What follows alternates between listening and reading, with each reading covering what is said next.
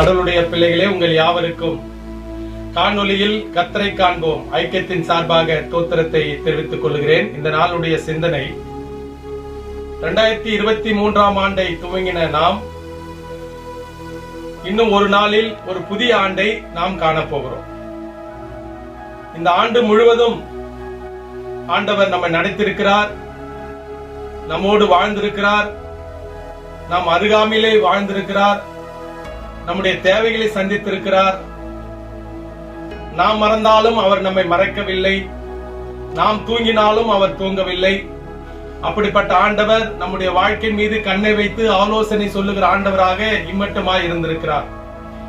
ஆகையினால் இந்த ஆண்டை நிறைவு செய்கின்ற நாம் ஒரு புதிய ஆண்டை துவங்க இருக்கிற நேரத்திலே சங்கீதக்காரன் 65ஆம் சங்கீதத்திலே 11வது வசனத்திலே, வருஷத்தை உம்முடைய நன்மையினால் முடிசூட்டுகிறீர், உமது பாதைகள் நெய்யாய் பொழிகிறது என்று சங்கீதக்காரன் கூறுகிறான். அப்போ கிறிஸ்தவர்களாகிய நீங்களும் நானும் கர்த்தருக்குள் வாழ்கின்ற போது ஒவ்வொரு ஆண்டும் அது நன்மையான ஆண்டே.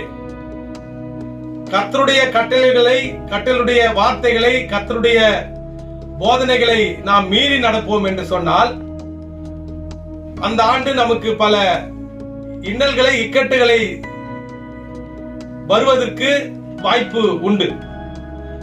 கர்த்தருக்குள் நீங்கள் வாழ்வீர்கள் என்று சொன்னால் இந்த கடந்த ஆண்டு மட்டுமல்ல, எதிர்நோக்கி இருக்கிற அனைத்து ஆண்டுமே நன்மையின் ஆண்டுதான்.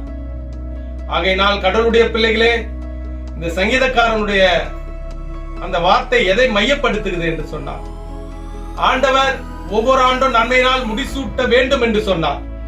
நாம் கர்த்தருக்குள், அவருக்குள் வாழ்கின்ற மக்களாக நாம் இருக்க வேண்டும்.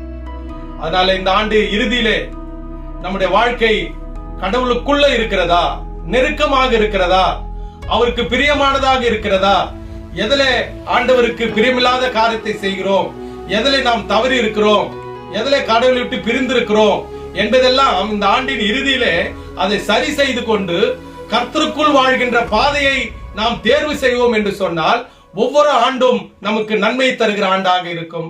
இதுல சந்தேகம் இல்லை. இப்படிப்பட்ட பாதையிலே நீங்கள் தொடர்ந்து நடந்து கொள்ளுங்கள், கர்த்தரை மகிமைப்படுத்துங்கள். நீ விசுவாசித்தால் தேவனுடைய மகிமை காண்பீர்கள். ஆமென்.